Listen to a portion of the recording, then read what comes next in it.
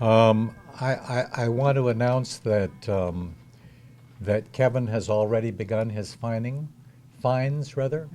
He has called me the sergeant at arms, and I'm the president.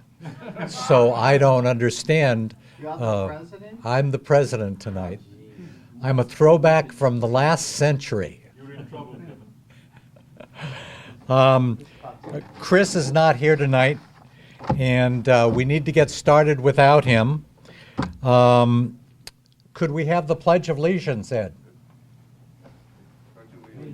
To the flag of the United States of America and to the republic for which it stands, one nation, under God, indivisible, with liberty and justice for all. And as a prayer, Chris has given us this. May these assembled here today enjoy the many offerings of Rotary.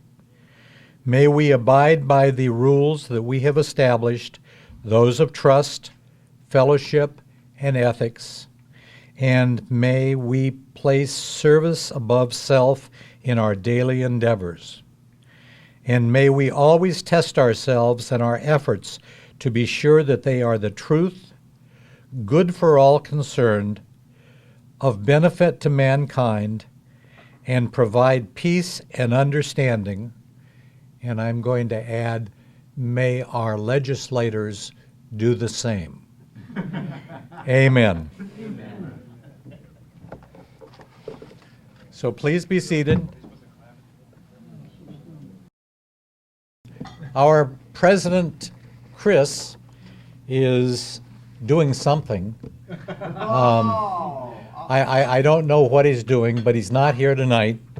And he has decided, in his wisdom, to have a throwback from the last century, since I was president in the last century. And He was talking about your sweater. so I want to welcome you all. Now moving right along, Eric, you want to come from behind that thing and introduce your speaker?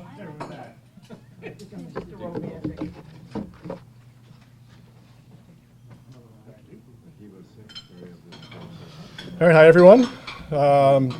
So I get to welcome tonight one of my members from HCAM, who's here to speak about his production that he's working on. He was recently just awarded from our organization at our annual meeting, which we held last week, our Most Ambitious Undertaking Award, and you're about to hear why. He's doing a documentary that is certainly ambitious, to say the least, and it's a very nice story that hits very close to home. And the whole thing came about, we were just talking before Mark came in about, or before everyone else came in, Mark and I were setting up, and Mark accidentally called me looking for bearings for some, so he could set up a dolly system for some photography equipment. And he said that when he called, and I said, well, we're not a skate shop, but we are a television station. And the rest is history, and Mark has done a lot of work so far, and he's got a lot more ahead of him. And he's going to tell you a little bit tonight about that project, and I hope you all enjoy. Mark Brodie.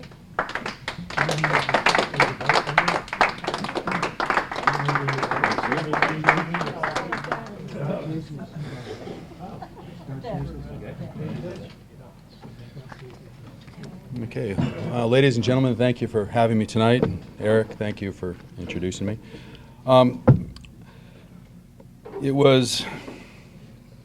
It's 2013. I guess it was 11 years ago this Sunday night. I was walking my 7-year-old to Cub Scouts at Plymouth River School. And I live on Berkeley Circle right next to Plymouth River. He didn't want to go. And I think he wanted to stay home and watch the Patriots or do whatever. But I'm dragging him to Cub Scouts because we made the commitment. And he's coming up with every excuse to stop and not continue. And if you've been to Plymouth River School, you know the top parking lot, there's a memorial. And as we pass that memorial, he turns around and says, Dad, what's that name on that rock there for? And I looked at it and I said, well, judging by the date, I assume it's a guy that got killed in Vietnam. Well, what's Vietnam?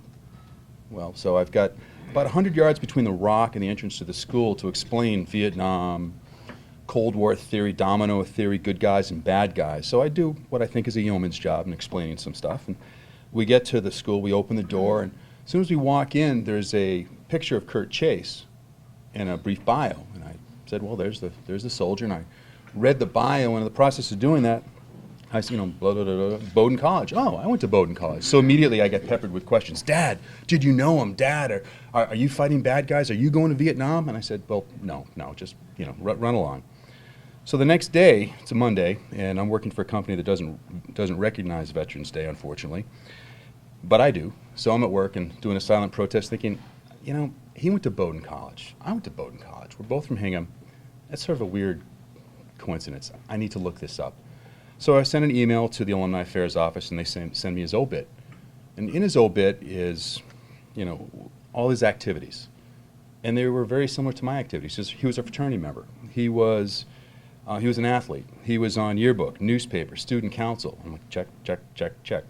There was one major difference. He was ROTC, and ROTC was not at Bowdoin when I was there. But I did work at the Brunswick Naval Air Station in the PA Public Affairs office. So I thought, well, there's kind of a connection. So, wow, this is weird. And I continued to read, and it said, he was killed in Vietnam, and it gave some of the circumstances. So I thought, geez, I need to learn more.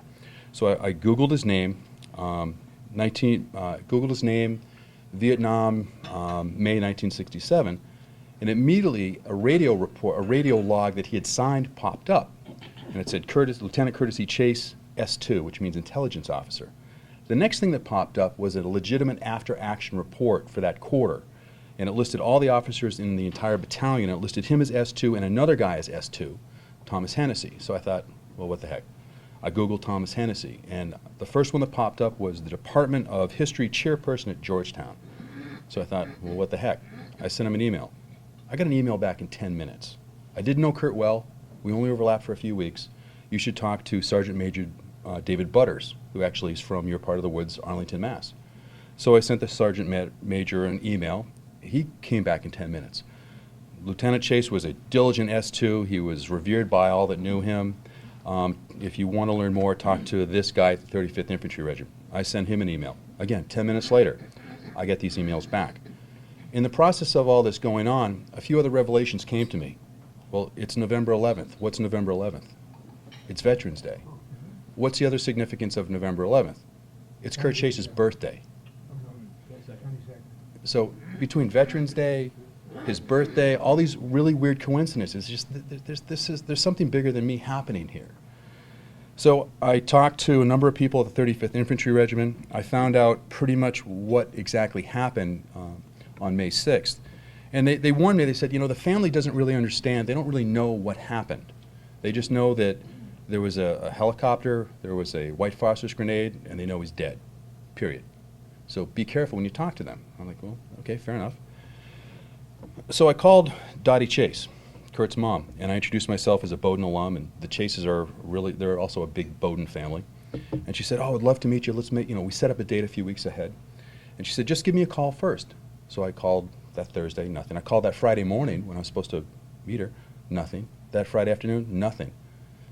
All right, well, maybe she forgot. So I called Saturday, and a male voice answered and said, oh, yes, I'm sorry. We buried her yesterday. I'm like, oh, I failed. All right, well, these things happen for a reason. So I wrote up the story. I submitted to the 35th Infantry Regiment, of which I'm now an honorary member, and I really appreciate that honor. They ran it in their newsletter, and I occasionally, when they're in town, we go to Kurt's site and we clean off his grave, excuse me. And the story kind of died. So fast forward 11 years.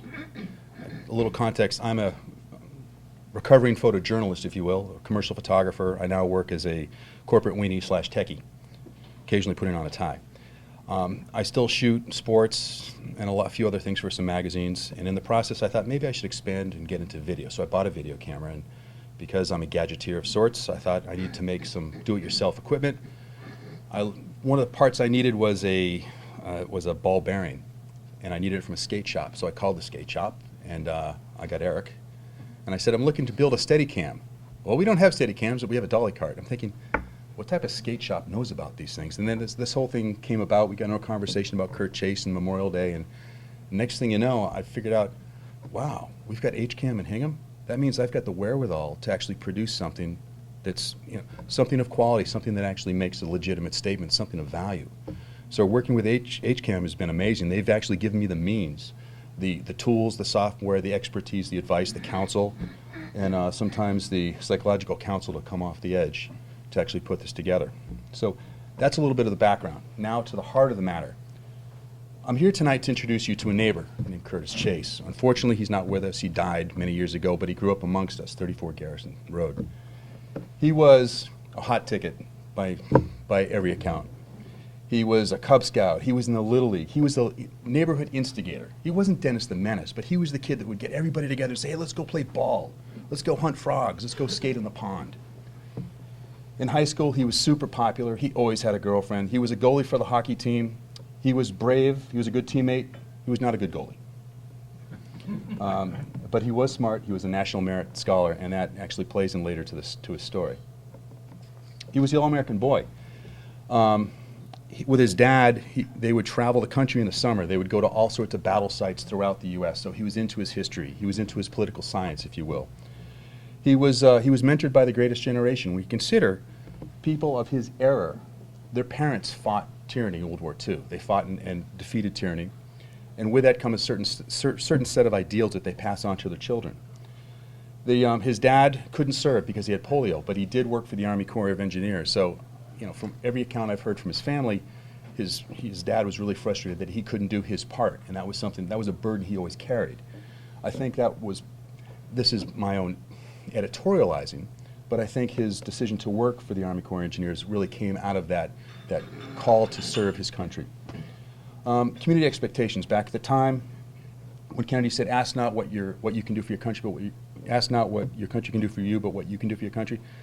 People at that time really embody that. Now, I wasn't alive then. I was born in '64. If you do the math, you can figure out how old I am.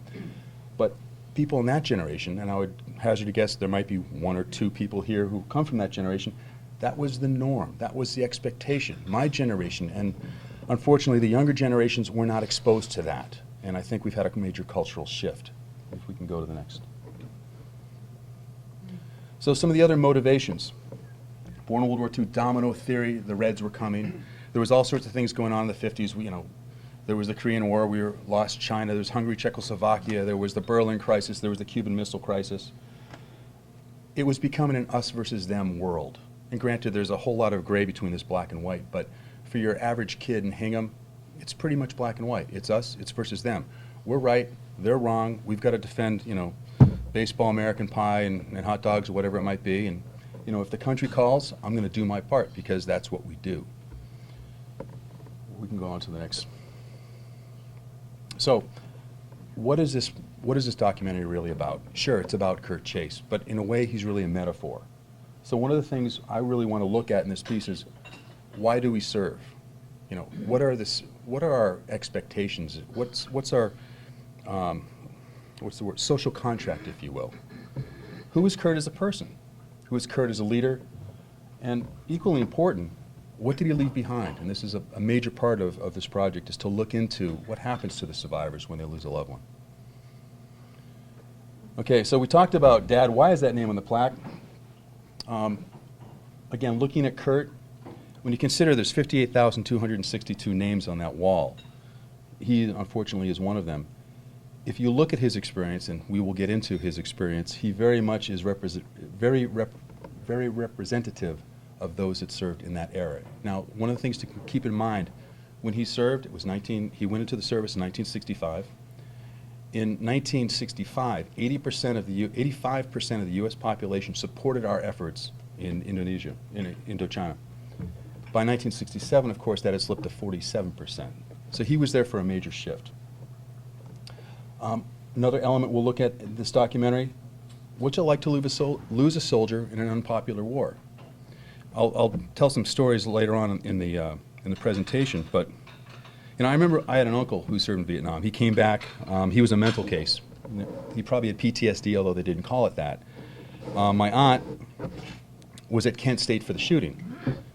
So it was an interesting dynamic. Someone who was very anti-war, and yet her husband, just coming back from the war, had some serious issues. And I got along great with him. I was probably the only person in the family that could talk to him, because I was young and I didn't know anything.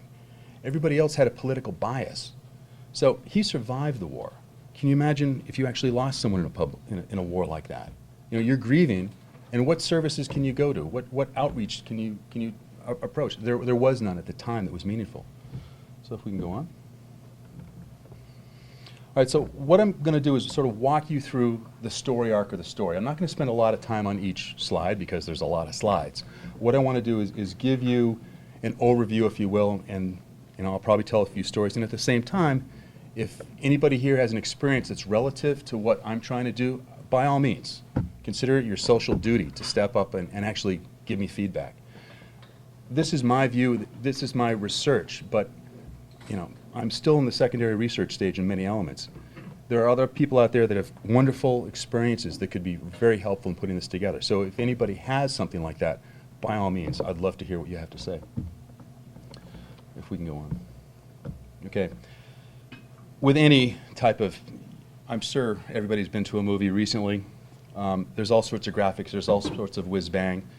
This is a documentary, so it's not something that we'll see on the big screen down at the shipyard. But having said that, we do need to make it somewhat interesting to tell a good story. One of the things we'll do when we start this, we'll look at placing the viewer into the time, adding some context. And I'm a fan of the thought behind what Kennedy said. Again, ask not what your country can do for you, but what you can do for your country. I love that concept of service, and I will incorporate that in this story.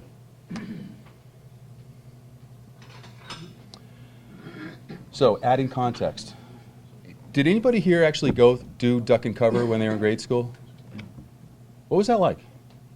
That was basically the paranoia. You come up, the atomic bomb's going to blow us up, launched by Russia, and that's a way to protect ourselves.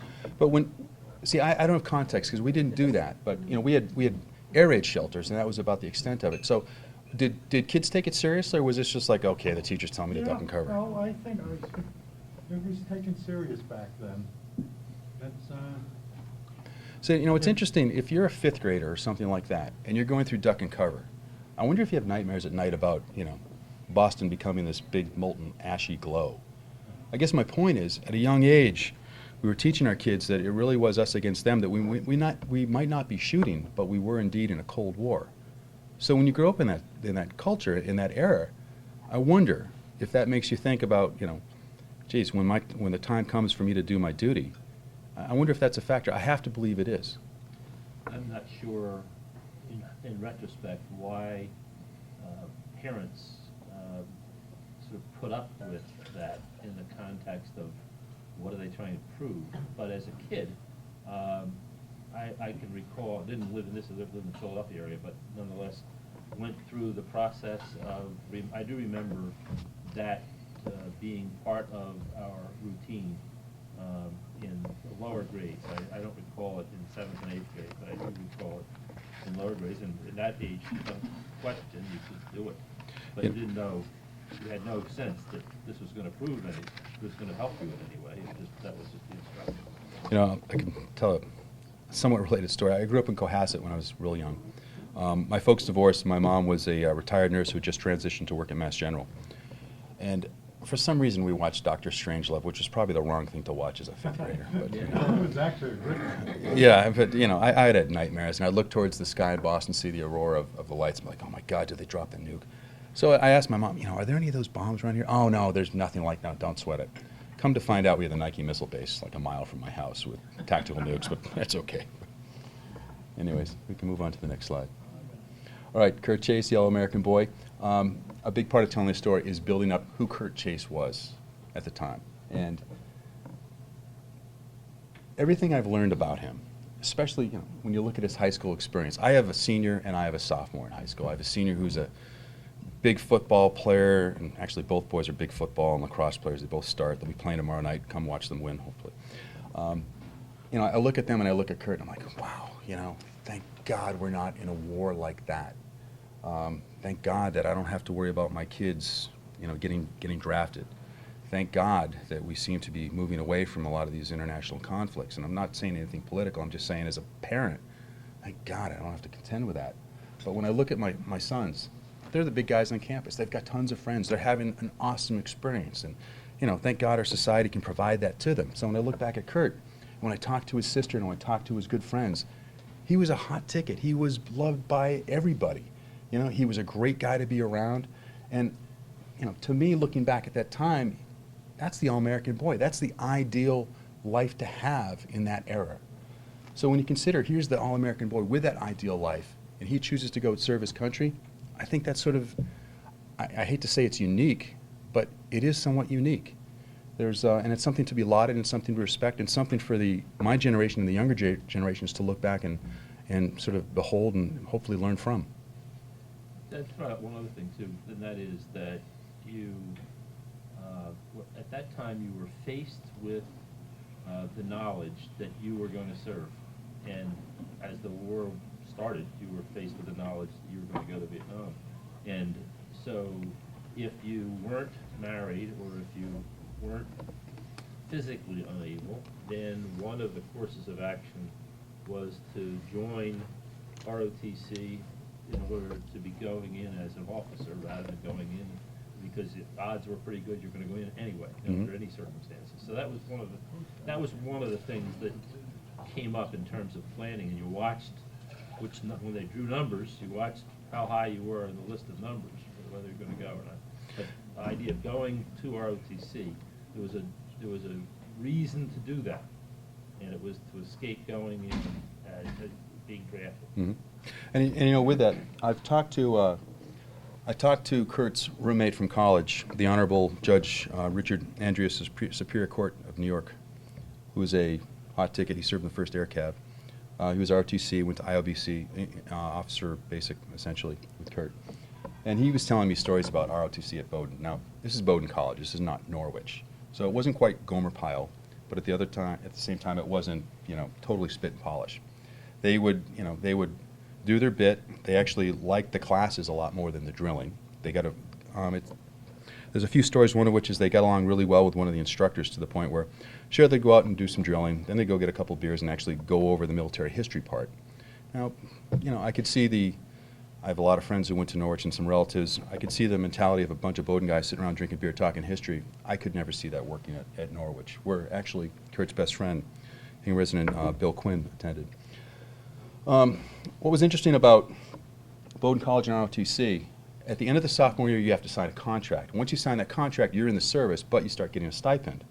At Bowdoin College and a lot of the colleges in the area, they would lose about 25% of the folks. When Kurt was there, they lost almost 50%. But Kurt and his roommate Rich and a few other guys, Steve Putnam, et cetera, they were like, well, no, this is what we're going to do. We're going to do our part. And they did. We can move on to the next one. Okay, so ROTC, you know, it was the normal classes. There was the the summer camps up at Fort Devens.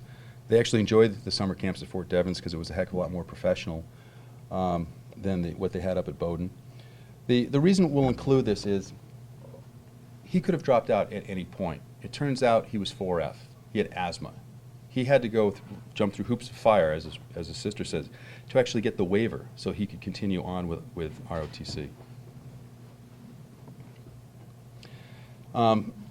We'll go into some of the background just to build up, you know, his character, tell some of the stories about what he did. He had a couple of interesting summer jobs. One was with a bank in Boston.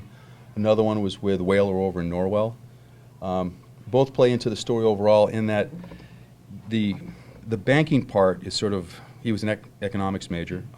Banking worked well with that. He applied to Harvard Business School, and that becomes part of the story later on. He was looking forward to a future in finance. At the same time, the Chase family has a small island up in some lake up in Maine, and that's, you know, it's pretty small, but that's where the whole clan goes. And so when he worked at Boston Whaler, he sort of would look at these boats like, oh man, someday I want one of those. I want one of those. And his last letter home, he writes that he just heard from the family that they bought a Boston Whaler, and he's very much looking forward to getting home. And that was the last line in the last letter, that he's looking forward to getting on that Boston Whaler. Go on. Okay, there was a love interest, Judy Scott Chase. He met her his senior year. They got married pretty quick. I'm driving to Portland, Maine, Saturday to interview Judy. I've talked to her a few times on the phone, and she's still hurting from this, as you can imagine. So my objective Saturday is to go up, put her at ease about the program, about what I'm doing, and if she's willing, we'll interview her. You can imagine I've got a ton of questions for her. She also says she has some images, some slides that Kurt took when he was in country that we'll use in the piece. There's an interview with Rick Andreas, his buddy from Bowdoin, who also went to IOBC with him.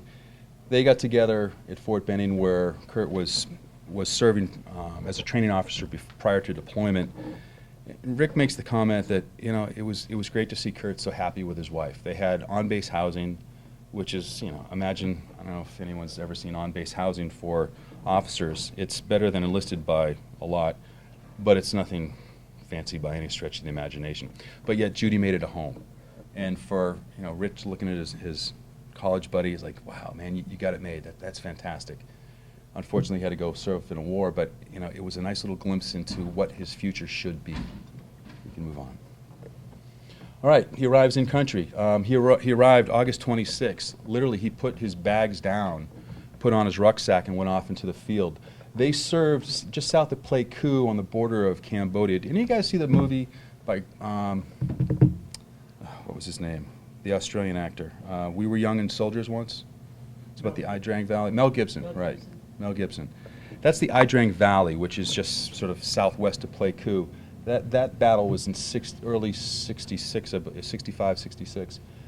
Kurt was in that area and working there north up to the Com Tum Mountains. They were fighting the North Vietnamese army. They were coming down through the Ho Chi Minh Trail. There were no hamlets other than some mountain yards here and there. If you saw somebody in the bush and they weren't with your platoon, you would shoot at them. It was very much a war in that style with jungles. And if you look at the movie Platoon, not that I want to give major kudos to that type of movie in relationship to what I'm doing, but Oliver Stone actually served in the same division and worked essentially in the same type of area. So if you look at the topography of that fight, the movie, although dramatized, would be consistent with the type of area where Kurt was originally stationed and the battles they were fighting.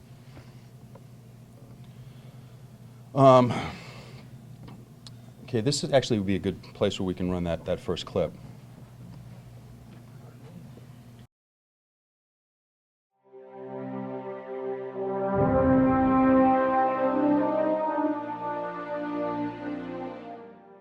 The following orders announced. Chase, courtesy, First Lieutenant, Infantry, United States Army.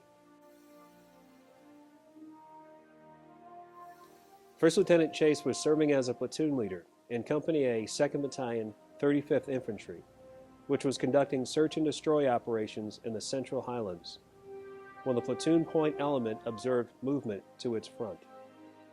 Lieutenant Chase, realizing the advantageous position of the enemy, moved forward to make a reconnaissance prior to attacking. He soon determined that the enemy was well placed and would have advantage of terrain. Lieutenant Chase was preparing to return to his platoon when his platoon was detected by the enemy. The North Vietnamese Army forces took advantage of their position to pour intensive fire upon the exposed platoon.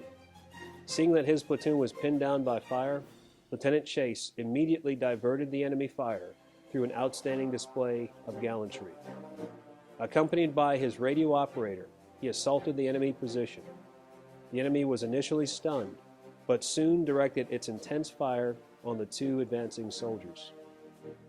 Despite the devastating fire directed against them, Lieutenant Chase continued to advance, forcing the enemy to concentrate on his attack. This inspirational and courageous action relieved the pressure on the platoon, which was able to advance and eventually rout the enemy.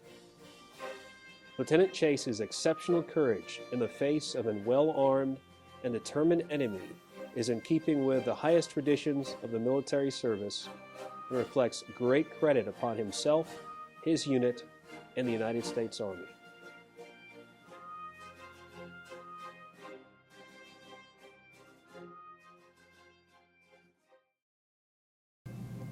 So that's a segment created around the first Bronze Star he won. What's particularly interesting, the clips that show the U.S. forces, that's his actual unit. Those are members of 2nd Battalion, 35th Infantry Regiment, otherwise known as Cacti Blue. You might have noticed a few of them have cacti painted on the side of their helmet. It was taken 6 days after he was killed. In the clip that I got from the National Archives, there's a number of people in there that have been recognized by other people, and I hopefully will be able to talk with. One of which is, and there's another clip you'll see, there is the actual lieutenant colonel that was he is a major part of this story. When Kurt won this first Bronze Star, there's another story that was actually put into the, I can't remember the actual term for it, but it's essentially the unofficial log that accompanies the battalion. So everything he did is legit. He was, they were walking into an ambush. He went forward to find out what was going on. In the process, the platoon gave away their location, and the NVA opened up and the platoon pinned them down. Kurt essentially flanked them. The story behind the story: there were two ridges, ridge here, stream in the middle. The point guy said, "Hey, there's bad guys up here." So Kurt thought, "All right, well, I'm going to come up with his RTO, his radio telegraph officer. I'm going to come up over on this ridge and sort of see what's going on." In the process of doing this, he's at the top of the bridge, and he's like, "I got to get closer." So he kind of walks over the bridge. He goes, pardon the term, ass over tea kettle down this ridge. Helmet goes flying, glasses go flying. He needs his glasses to see. So he's at the bottom of the ridge. His RTO goes chasing after him, and all heck breaks open. Everyone's firing everywhere. Well, he's Johnny on the spot, and he's the guy in charge. So what do? First thing he does, he borrows the glasses from his RTO, takes his gun, and charges up the hill at these guys. So he gives the RTO his pistol, and off they go, charging. It works out well. None of his guys are hurt. The bad guys go away.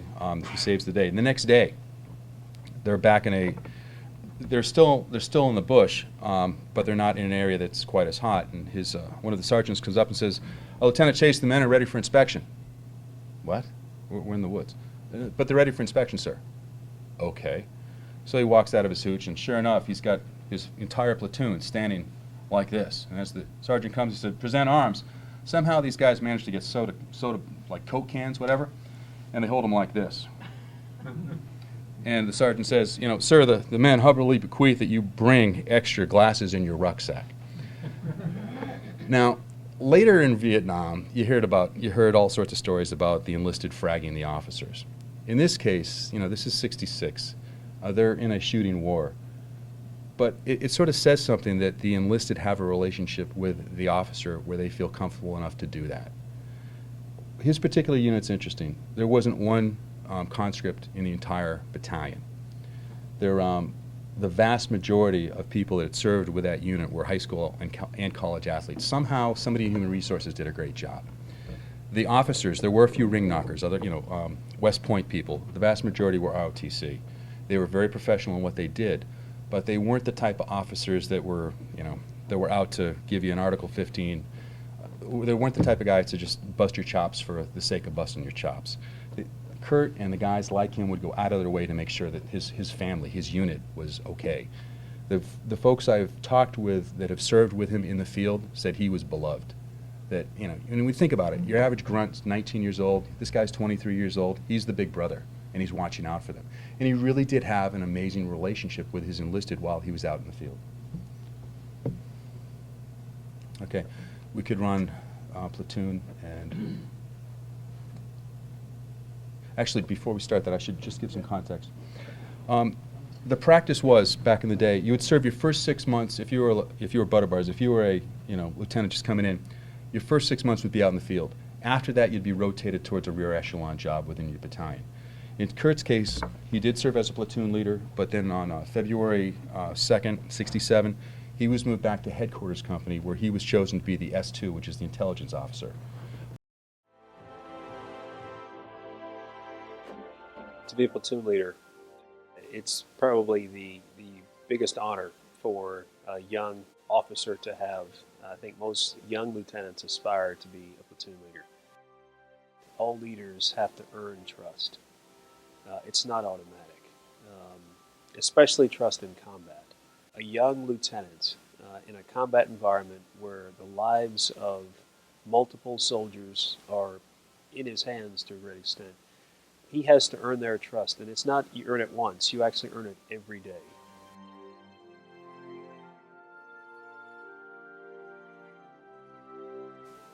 As a commanding officer, this is what I look for in an S2. Somebody who has the intelligence to not only be able to ask the right questions as it pertains to the environment, as it pertains to the enemy, but then to take that information and use it effectively to inform myself, my staff, as to what's going on, to provide context, to give us an understanding so that we can make the right decisions. So an S2 has to be, intelligent, inquisitive. He's got to be aggressive. He can't be satisfied with a simple answer. He's got to be able to go out and research, but then check his assumptions to make sure he has got the most accurate information. And so I think among the best officers that I would want on my staff, my S2 would be right near the top.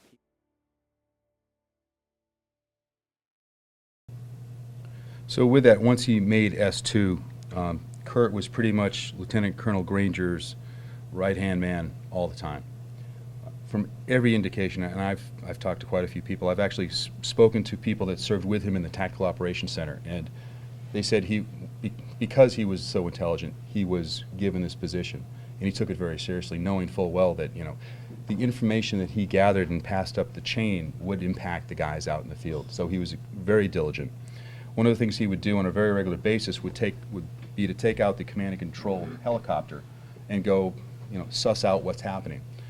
So what's interesting about the CNC chopper, and this becomes part of the story, is it has a lot of radios inside it, and because of all these radios, they have to run antennas forward and aft on the skids. That becomes a factor we'll get into down the road. We could probably go on to the next slide. So originally, they're fighting on the Cambodian border. After March 22nd, his company C within the battalion got into a real bad fight. They prevailed, but there were considerable losses.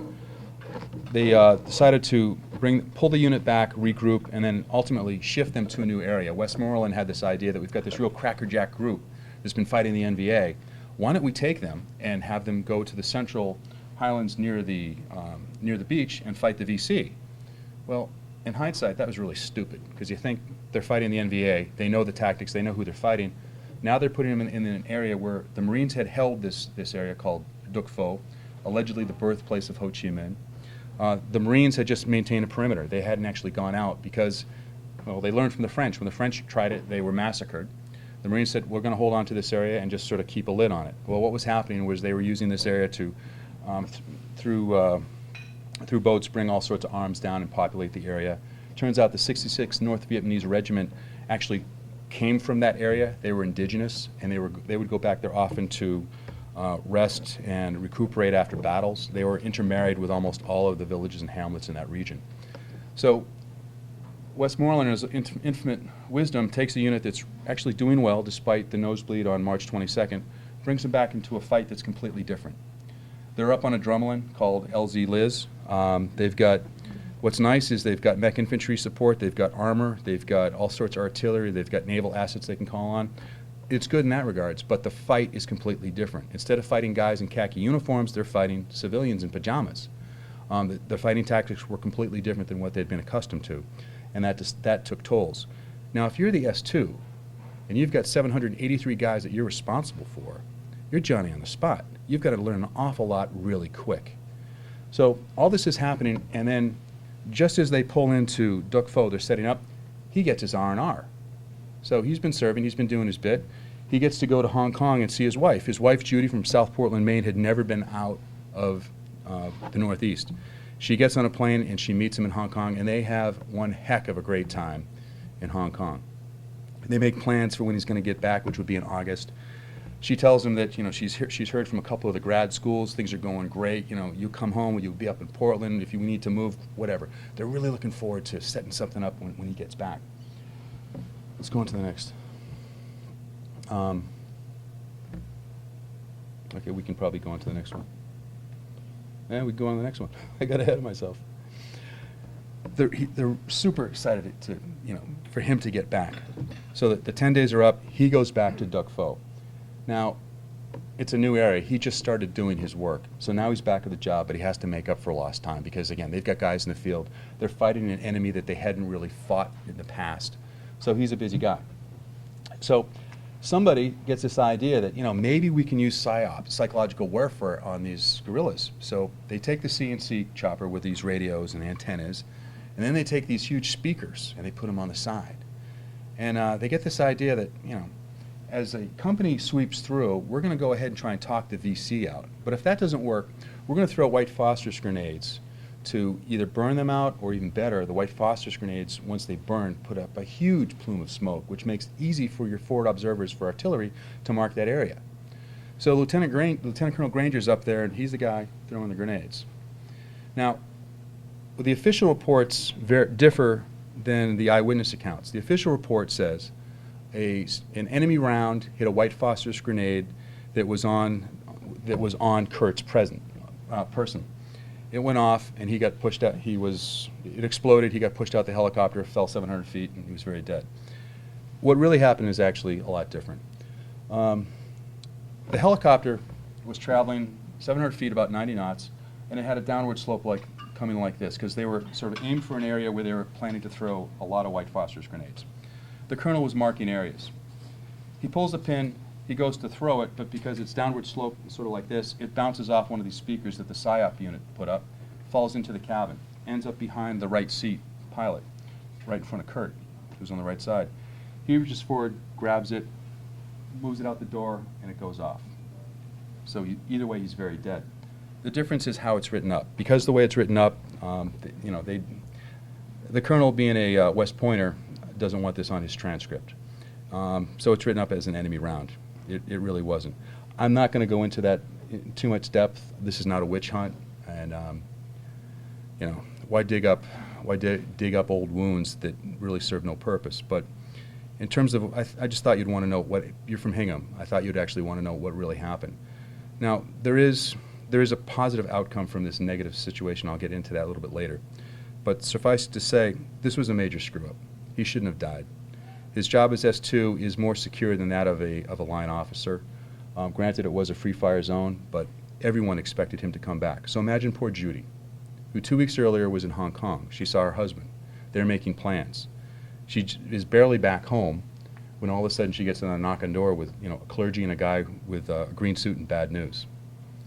So poor Judy is bewildered. The entire family. We could probably go on to the next one. The entire family is bewildered. This was in the Hingham Journal. 2 weeks earlier was an article about Kurt and another gentleman, a Marine, that also won the Bronze Star. So in a short period of time, all sorts of things are happening. His battalion's moving. He goes on R&R. The local paper put something out about winning the Bronze Star, and then of course he's killed. So why don't we move on from there? There's some interesting things there's a lot of interesting things about Kurt. One of the things is he was born on Veterans Day. He was buried on Mother's Day. Hollywood couldn't write this stuff. It's unbelievable. Let's move on. So, as I put this piece together, we will spend time on the funeral, and then we'll spend some time on grief. A couple of things that happened one thing happened prior to Kurt's death. When Judy wanted to go visit her husband on R&R, she worked as a school teacher, and she went to the administrator and said, my husband's on R&R, he's got 10 days, I'd like to take some time off, and they said no. And she said, well, wait a minute, maybe you didn't hear me. My husband's got R&R and I take some time off. Well, no, we can't make exceptions. Let me reiterate, he's serving his country. He's got time off. He's been fighting a war. I need to go see him.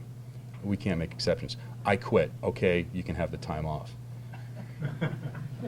Unbelievable. Granted, I wasn't there for the time, but when I hear the stories, it really makes my blood boil. So off she goes. When she comes home, she goes to the funeral. 500 people show up, military funeral. Kurt's best friend, Quinny, a Hingham resident, escorts the body up from Dover, and that's an entire story unto itself that I'm not going to go into until I talk to Quinny more about that, but suffice it to say, his best friend was there by his side. Sister Sue, who you'll see in a moment, also speaks about her experience with this, but here's the thing, I wasn't there, I don't understand why it didn't happen, but they've lost their son, their brother, their husband, their best friend, their comrade, their teammate, and there's no one to talk to about it. the way Sue describes the scenario is like, you know, who am I going to talk to? My friends are all against the war. They would say things like, gee whiz, it's a shame he died, but you know, he really shouldn't have been there. Well, how do you say that to somebody that just lost somebody? But yet, that was the experience. And, you know, we've all heard about how the vets were treated when they got home. And I can appreciate that people didn't approve of the war. But the guys fighting are doing, you know, from my take, my bias, they're doing it because they were taught this is right to serve my country. And regardless of the circumstances, they were doing what they thought was right. So I'm partisan on this issue. I'm very pro-vet. And you can probably tell by the tenor of my voice, I'm kind of upset the way people were treated, both those who served and sacrificed and those who survived the sacrifice of their loved one. Let's move on to the next one.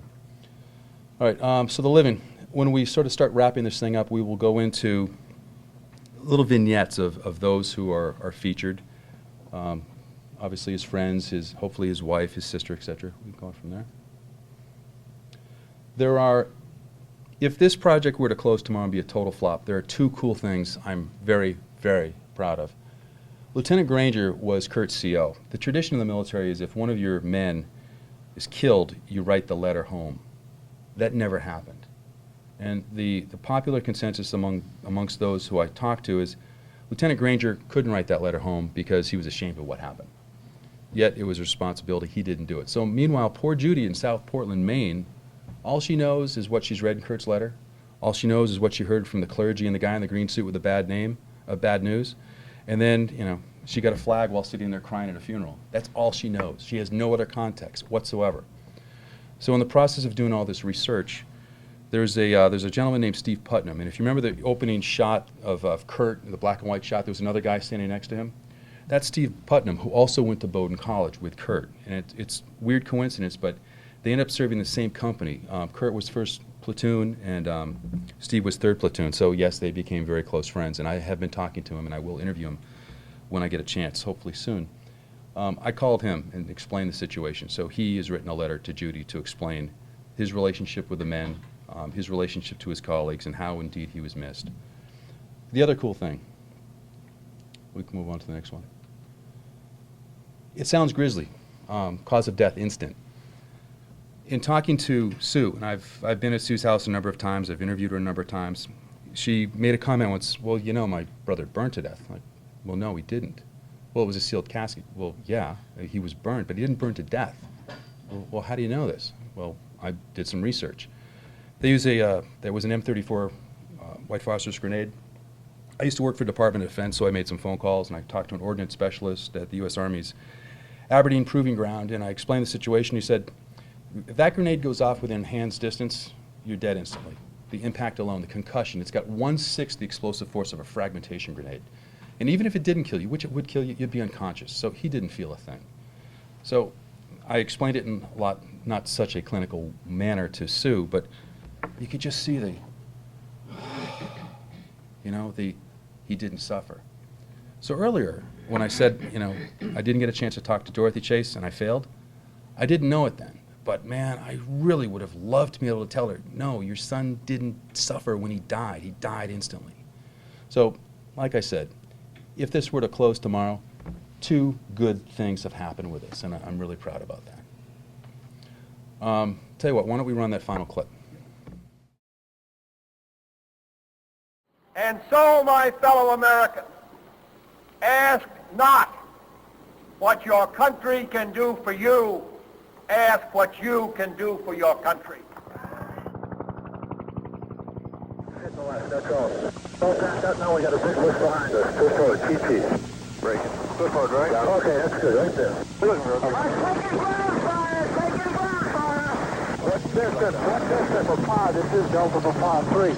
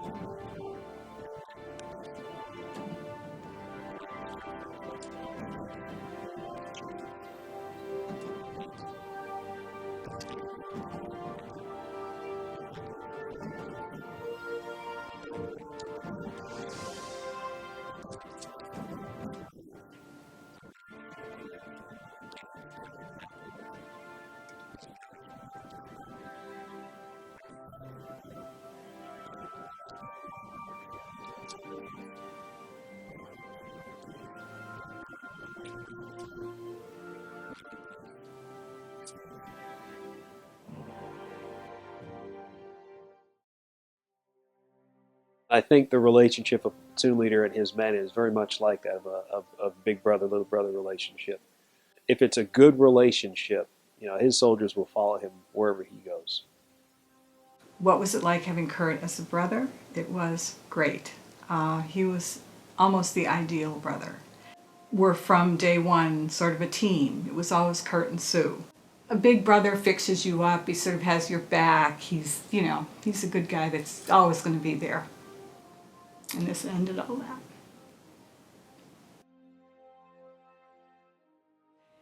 When your person doesn't come home, you are suddenly thrust into this territory that it's almost indescribable, but it's so isolating. That's the word. You're so separate from everyone else who has not shared this experience. And as huge as Kurt's funeral was, those people were all going home and going on with their lives. But our lives would never be the same, for sure. And I think that to this day, almost 40 years later, that intensity doesn't lessen. It's always with you. And just talking about it, those feelings are very much close to the surface still.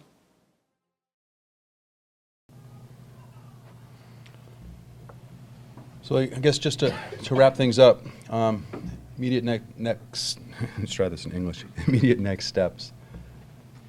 I've got a list that's a half mile long of people I want to interview, and with these because it is a sensitive topic, you can't just call somebody up and say, "Hey, I'd love to put a camera in your face and talk to you about these things." You have to build a relationship, which I actually really enjoy. I've talked to so many people that have served over there, so many people that have known him, and the things I've learned are amazing. I'll give you a great quick story. Not a great quick story, but a quick story. So Kurt gets killed. There's a guy working next to him in the Tactical Operations Center named Ernest Correa from Attleboro, Massachusetts. He was one of the liaisons to the artillery and the naval artillery. So Kurt gets killed. Lieutenant Colonel Granger is upset, and he's sort of out of his mind, and he wants to call in what's called the 100-man killer. It's a 500-pound bomb that goes off at about 20 feet, and it sends out placettes. It basically would wipe out an entire town. So he calls his sergeant and says, "Yes, get those guys in here. I want to just take out this town." And Colonel, I can't do that. I told you to do something, Sergeant. I can't do that. I told you to do something. I'm not going to do that. So you got a sergeant, essentially giving lip to a lieutenant colonel. That's not really good for your career. But he did that. Years later, the 35th Infantry Regiment recognized Ernest Correa for his efforts in basically avoiding a genocide. When you consider that Lieutenant Calley and the My Lai incident, those guys were based at the same place, LZ Liz. You look at efforts like that, which were above the call of duty in their own special way. The only reason that happened is Ernest knew Kurt very well, and having talked with him at great length, he's like, honestly, if it was anybody else, I really wouldn't have cared, but I knew Kurt, and I knew Kurt would not approve of that type of thing. There was another guy that served in Kurt's platoon that was also on hand that same day. And he was very upset because, he's a 19-year-old kid and his 23-year-old quasi-brother, if you will, has just been killed. And he thinks he's being lied to. So he takes a whole crate of white phosphorus grenades, he goes to the firing range, and he starts shooting them. How come they're not going off? And he tries everything to get these things to go off. They can't go off. And he's like, these guys are lying to us. And then he takes his M14, which is a higher caliber rifle than an M16, and he essentially starts shooting at civilians. Fortunately, he didn't hit anything except some water buffalo. But what this says is, here's somebody that's just lost it because the guy he looked up to was killed, and the people who are supposed to be in charge are lying to him. Now, that wouldn't happen for any officer, and this is one of the many reasons that this is a special type of guy. Again, we heard all sorts of stories about fraggings and things like this, but here's a guy who was beloved by the enlisted and by all his colleagues. So, anyways, moving along, I'm taking up all your time. To finish this project, I believe in the theory of stone soup. I'm a first-time filmmaker, as you can probably tell.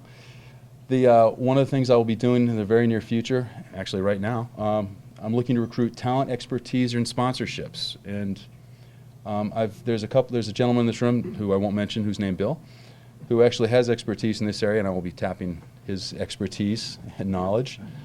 Some of the things we're looking for are B-roll, and I think he can help me with that. I'm looking to refine the narrative. I'm looking to improve my research. I'm looking to expand the network of people who can open doors. You'd be amazed at how many doors have been opened in the strangest ways. Next, I'm hoping to have a 4-minute trailer out, hopefully by the start of the year. And then once I get a few more steps on the ladder completed, then I'll probably go out and start crowdsourcing, because eventually what I'd like to do is improve the quality of the clips I have. Basically do a quality piece. This is a non-commercial project. This is a labor of love. It won't be done until it's a quality piece. If it takes 6 months, great. If it takes 6 years, I hope it doesn't. My wife will kill me. But it will take what it takes in order for it to be a solid piece that we can all, as a community, be proud of. So with that, if you have any questions or comments, I'm yours. Questions? Taking on a mighty project. Well, I feel it's a story that needs to be told. So, Where is he buried? right off High Street, in the lower part. Yep. All righty. Well, folks, thank you very much for your time. I do appreciate it. I'd like to thank you, Mark. And we have something for you for speaking to us and telling us this story. Oh, thank you. A certificate to prove to your wife that you weren't out on the town. All right, thank you. It's a get out of jail free card. That's right. And we've got a pen, Oh, thank you a very much. rotary pen, and we have a rotary hourglass. Oh, wow. Thank you very much. All right. Thank you. That's fantastic. Oh, should we stand here? Oh, do it again. Here, let's. There we go. Make it official. My smile's going to break. There you go. Thank you. Well, thank you all. By the way, there is something I'd like to add here. You've heard Mark speak about several inconsistencies of the senior officers. A major dynamic that was going on in Vietnam at that time, and I was in this area a year later for the next 2 years, around Chu Lai, Pleiku, and for an Army officer who wanted to have a career, which all the senior officers do, if you screwed up when you were in the war zone, it ended your career. So that policy hamstrung the senior officers and actually the junior officers. And in my opinion, for having actually lived in country for 2 years, that's one of the reasons that we left Vietnam with our tail between our legs, because the senior Army officers didn't want to screw up. And you had a couple examples of that as far as the reporting, so that you got inaccurate reports. All kinds of things happened on that basis. So thank you very much, Mark, and thank you all for being here.